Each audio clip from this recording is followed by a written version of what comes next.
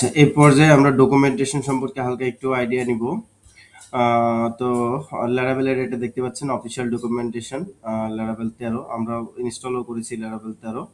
তো এখান থেকে যদি আমি গেট স্টার্টে যাই, এখানে গেলে আমরা এর আগে এটা দেখে ইনস্টল করেছিলাম ওয়াই Laravel। এখানে বেশ কিছু জিনিস দেওয়া আছে, সেগুলো জিনিস আপনারা পড়বেন। এখানে কিছু ফ্রেমওয়ার্কের কিছু ভিডিও টিউটোরিয়াল আছে, চাইলে সেগুলোও দেখবেন। ডিপেন্ডেন্ট ইনজেকশন কি আছে, কিউই কি আছে, রিয়েল টাইম ইভেন্ট কি আছে না আছে, সবগুলো এখানে। এই কিভাবে Laravel প্রজেক্ট হোস্ট করবেন, Laravel ক্লাউড আমরা চাইলে অন্য কোনো জায়গায় হোস্ট করতে পারি, বাট Laravel এর নিজস্ব একটা ক্লাউড হোস্টিং আছে, সেখানে চাইলে হোস্ট করা যাইতে পারে।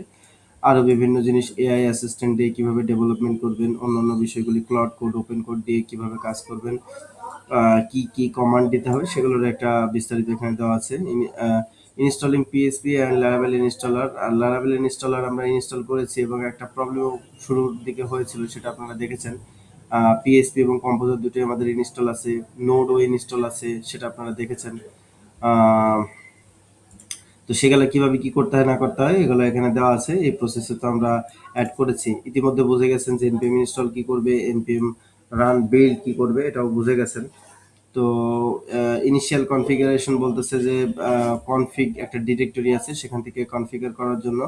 এবং অলমোস্ট অন্যান্য কনফিগারগুলো যে কনফিগ অ্যাপের মধ্যে আছে, ইউআরএল লোকাল বিভিন্ন ধরনের বেশ কিছু জিনিস ইএনডির মধ্যে কনফিগার আছে।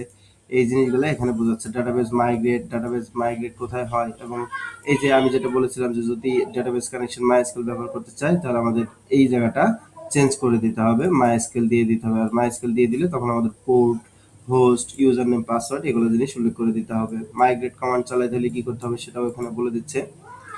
এবং আমরা তো ল্যারাগন ইউজ করতেছি, এখানে বলতেছে চাইলে আপনি হার্ডও ব্যবহার করতে পারেন।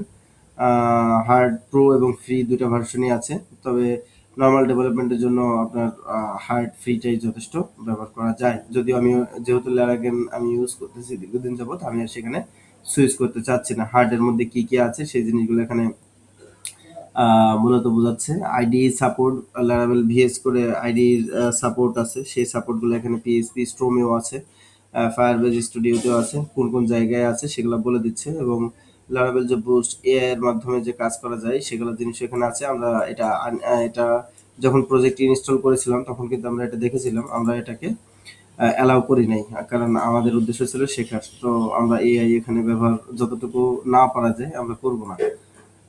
এটাই ছিল হচ্ছে মেইন টার্গেট।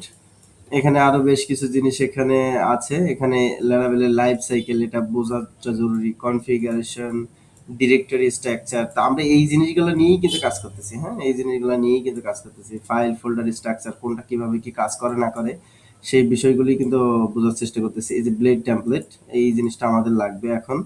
আমরা টেমপ্লেট ব্লেড করব। লারাভেলের যে আপনার কোয়েরির যে ইঞ্জিন যেটা চলে সেটা হচ্ছে যে এলোকোয়েন্ট ওআরএম স্টাইলে চলে, যেটা ক্লাস বেসে চলে। এইটা আমাদের প্রচুর, যখন আমরা ডেটাবেস নিয়ে কাজ করব তখন পুরোটাই এইটা নিয়ে আমাদের কাজ করতে হবে। ভিউ তো আমাদের ওয়েলকাম ব্লেড ডট ভিউ যেটা কাজ করতেছে, ডট পিএসপি যেটা কাজ করছে সেটা এটা। রাউটিং বা অন্যান্য যে যে বিষয়গুলি আছে। আর আমরা তো লাইব্রেরি ইউজ করতেছি সিঙ্গেল পেজ অ্যাপ্লিকেশনের জন্য।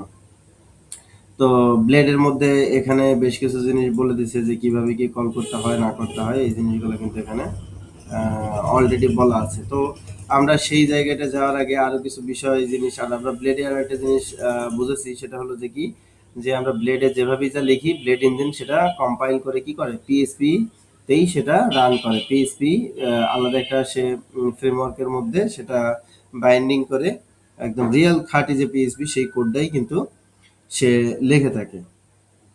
এই ব্লেড ইঞ্জিন যেভাবে কাজ করে Laravel সেটা আমরা ইতিমধ্যে কিন্তু অলরেডি দেখেছি। এখানে বিভিন্ন ধরনের বিভিন্ন কিছু আছে, কোনটা কিভাবে ব্যবহার করতে হয় সেই জিনিসগুলো এখানে দিয়ে দিয়েছে। এখানে কম্পোনেন্ট কিভাবে ব্যবহার করতে হয় এই জিনিসটা খুবই গুরুত্বপূর্ণ। আমরা এই কম্পোনেন্টের দিকে আস্তে আস্তে আস্তে যাব, যে এই কম্পোনেন্টগুলো কিভাবে কি ব্যবহার করতে হয়। কারণ আমরা শুধুই আগে ফ্রন্ট এন্ডকে কিভাবে মানে ফুল গ্রিপে আনতে হয় সেদিকে যাব, ফোকাস দিচ্ছি।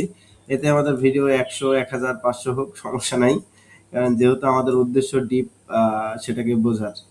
তো আমরা কম্পোনেন্টেও যাব, অন্যান্য জায়গায়ও যাব। তো এই জায়গাটা অনেক কিছু আছে, এই জায়গাটা পড়তে পারাটা আমি মনে করি পড়ে যদি শেষ করে কেউ এবং যদি বুঝতে পারে আমার মনে হয় এটা